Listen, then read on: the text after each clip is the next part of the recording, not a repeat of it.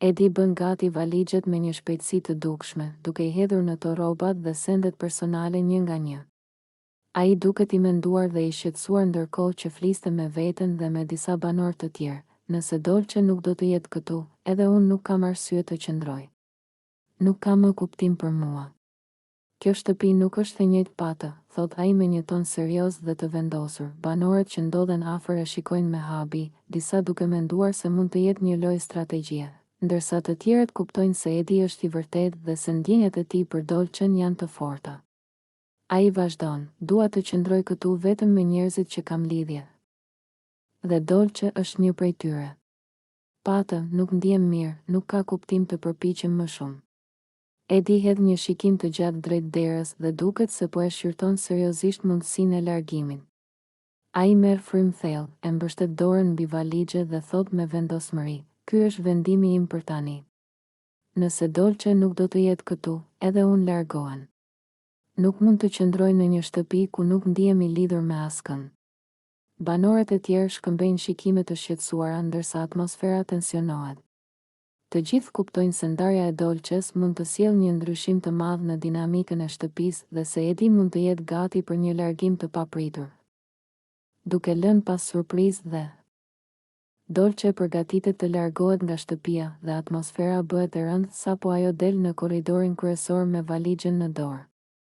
Të gjithë banorët mblidhen për t'i dhënë lamtumirën, por Dolce mezi arrin të mbajë veten.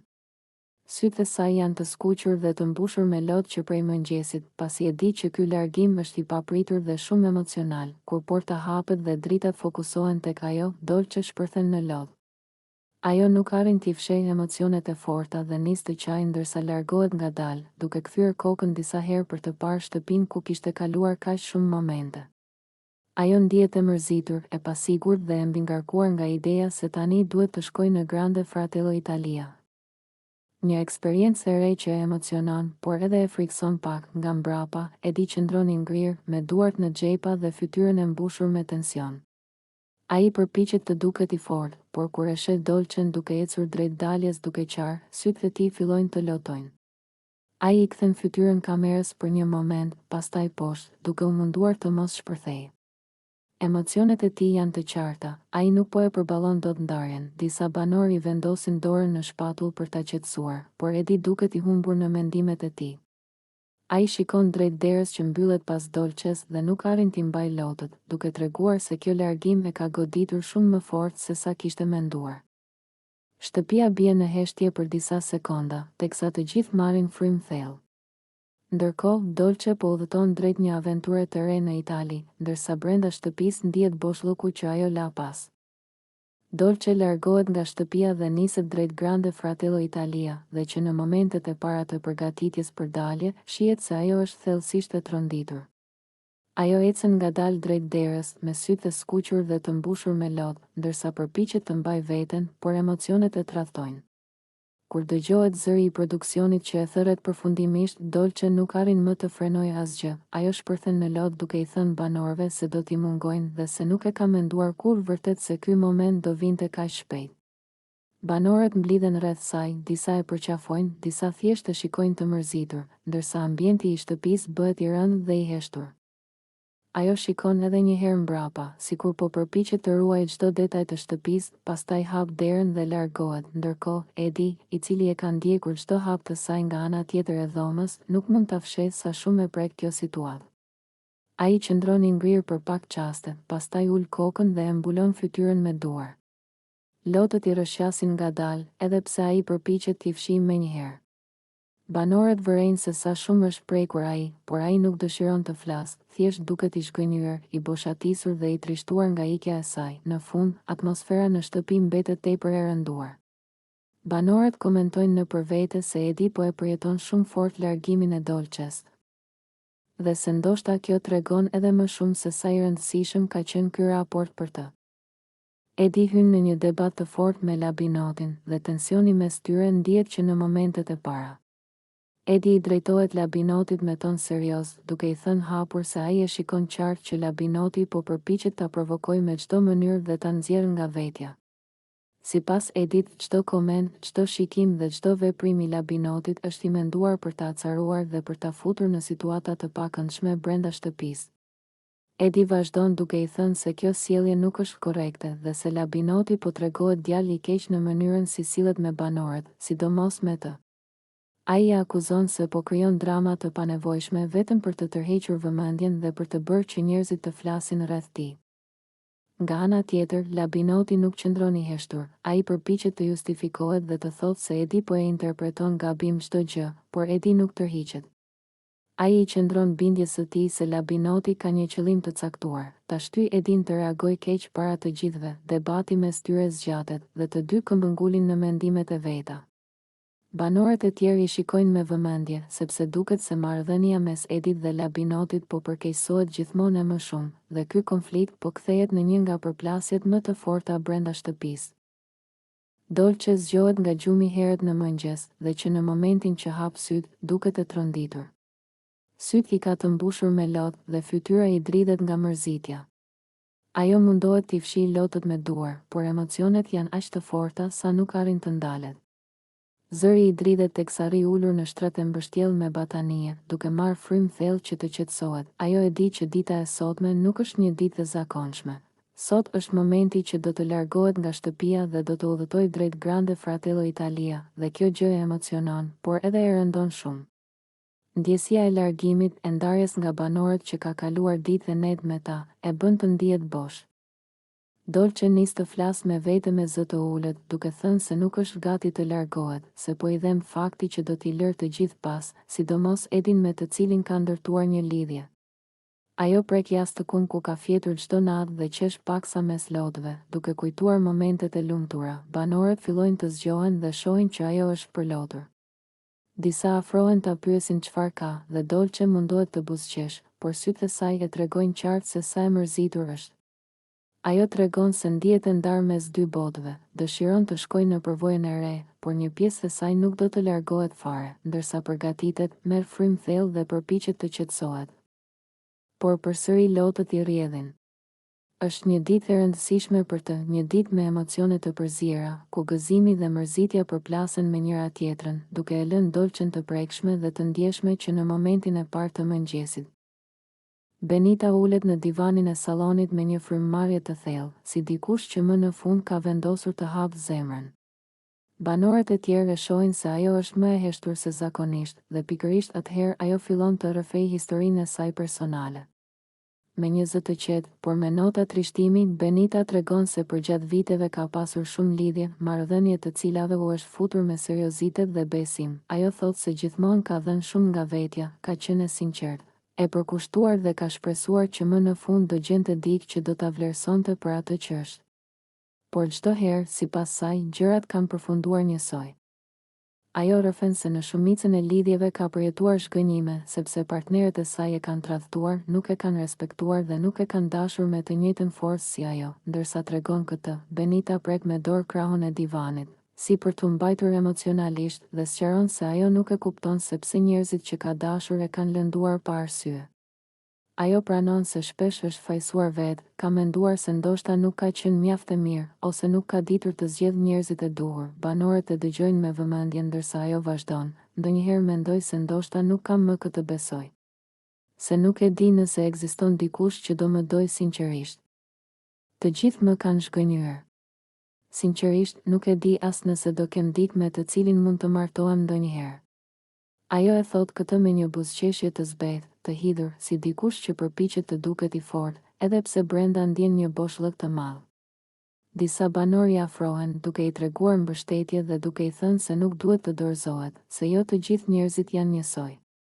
Por Benita përsëri thekson se e ka të vështirë të besoj, sepse e ndjen se e ka humbur durimin dhe shpresën për marrëdhënie të shëndetshme. Në fund, ajo merr frym thellë dhe mbyll rrëfimin me fjalët: "Nuk dua të dorëzohem, por ndonjëherë ndihem sikur jam lodhur. Thjesht se di më çfarë të pres nga e ardhmja." Eliona ulet pranë banorëve në obor, duke mbajtur një filxhan çaji në duar. Ajo duke e menduar, me syt poshtë, sikur diçka po i rëndonte prej kohësh. Banorët e vunë re që ajo ishte më e heshtur se zakonisht dhe e pyetën nëse ishte mirë. Pas pak sekondash hezitimi, Eliona vendosi të hapet. Ajo nisi të fliste me një zë të ulët, por të sinqert, duke thënë se prej një kohe të gjatë nuk kishte më besim tek dashuria.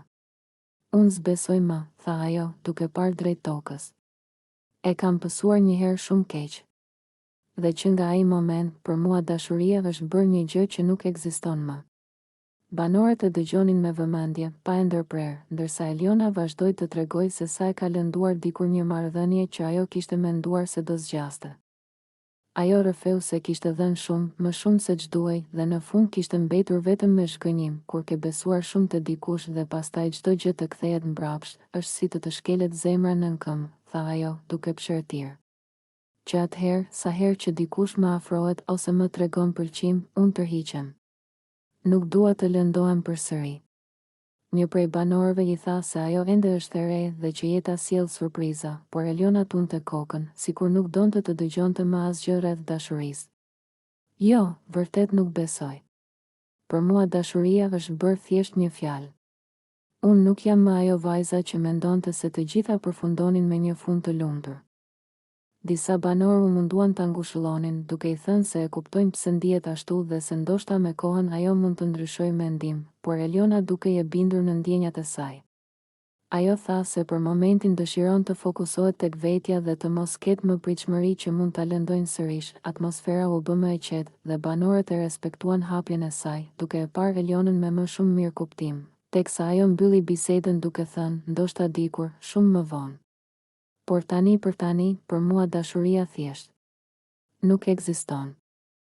Alba u ul në mes të dhomës së ndenjes, ndërsa disa nga banorët po bisedonin mes tyre. Ajo dukej e shqetësuar, sikur kishte diçka të rëndësishme për të thënë. Pas disa sekondash heshtje, ajo më në fund mori frym thellë dhe deklaroi, unë dua t'ju tregoj diçka për veten time. Unë jam 7 zën. Fjalët e saj ranë si një bombë në dhomë. Banorët u kthyen menjëherë nga ajo, të habitur, disa të hutuar, të tjerë të shqetësuar. Reagimet ishin të ndryshme, disa i afroheshin për ta mbështetur, të tjerë nuk dinin si të reagonin. Alba vazhdoi të fliste, duke u përpjekur të shpjegonte situatën e saj, unë nuk jam e sigurt se kush është baba i fëmijës. Në jetën time të kaluar kam kaluar një periudhë shumë të ngatëruar, dhe tani kjo situatë më ka tronditur edhe mua. Disa banorë u pan mes tyre me sy të mëdhenj nga surpriza. Të tjerë u përpoqen të tregoheshin më të kujdesshëm dhe më mbështetës, duke e pyetur nëse ajo ishte mirë, nëse kishte nevojë për ndihmë ose nëse ndihej e sigurt ta ndante këtë gjë me ta. Duke folur me një zë paksa të dridhur, Alba shtoi, kam vendosur ta ndaj këtë me ju sepse po më rëndon shumë. Nuk dua të mbaj më asgjë brenda. Nuk e di çfarë do ndodh, por e di që dua të jem e sinqertë. Atmosfera në shtëpi ndryshoi menjëherë. Disa banorë u prekën nga rrëfimi i saj. Duke e parë Albën me më shumë dëmshuri dhe duke e kuptuar se ajo po përjetonte një moment shumë të vështirë, në atë moment, heshtja që mbuloi dhomën ishte e mbushur me emocione, habi, shqetësim dhe pak tronditje, teksa të gjithë po përpiqeshin të përpunonin atë që sapo dëgjuan dhe të kuptonin se si duhej ta mbështesnin Albën në atë situatë të ndërlikuar. Benita debaton me Albën që herët në mëngjes, sapo banorët nuk kishin mbaruar ende kafen e parë. Me fytyrën e tensionuar dhe duart që i dridheshin nga nervat, Benita i afrohet Albës dhe i thot me një ton të ashpër, Alba, pse më ke prekur sendet personale? Pse më ke hapur çantën pa leje? Nuk ke pse të futesh te gjërat e mia, nuk je askush të më kontrollosh. Alba, e befasuar nga shpërthimi i Benitës, ngre vetullat dhe përpiqet të mbajë qetësinë, por nuk i del plotësisht. Unë s'të kam prekur asgjë, përgjigjet ajo, duke u justifikuar. Thjesht po kërkoja diçka timen dhe ndoshta e kam lëvizur pa dashje. Mos e bëj kaq të madhe. Por Benita, që dukej qartë se i kishte ndodhur diçka që e kishte prekur shumë, nuk e pranon këtë sqarim. Ajo e tund kokën me nervozizëm dhe i përgjigjet me zë më të lartë, jo, jo. Ti e di shumë mirë çfarë ke bërë. Kam gjetur gjërat e mia të çara, të shtyra, të hedhura anash. Këto nuk janë pa dashje. Këto janë qëllimisht. Banorët e tjerë fillojnë të hedhin syt nga të dyja, duke e kuptuar se situata po nxehej më shumë se sa prisnin. Disa përpiqen të afrohen ngadalë, duke shpresuar që debati të mos përshkallëzohet. Alba, tashmë më e acaruar, i kthen Benitës, mos më akuzo koll. Në vend që të pyesësh qet, vjen e mbush shtëpinë me ulërima. Nuk jam unë problemi yt. Por pikërisht këtu, Benita shpërthen edhe më shumë. Zemërimi i saj deli gjitha në sipërfaqe, dhe ajo nuk e frenon më veten, jam lodhur. Çdo ditë dikush më prek gjërat. Çdo ditë dikush më acaron. Nuk e pranoj më këtë. Respekto sendet e mia ose mos më fol fare. Atmosfera mbushet me tension dhe është e qartë për të gjithë se Benita këtë herë është me të vërtetë shumë e acaruar dhe nuk e ka ndërmend të tërhiqet lehtësisht.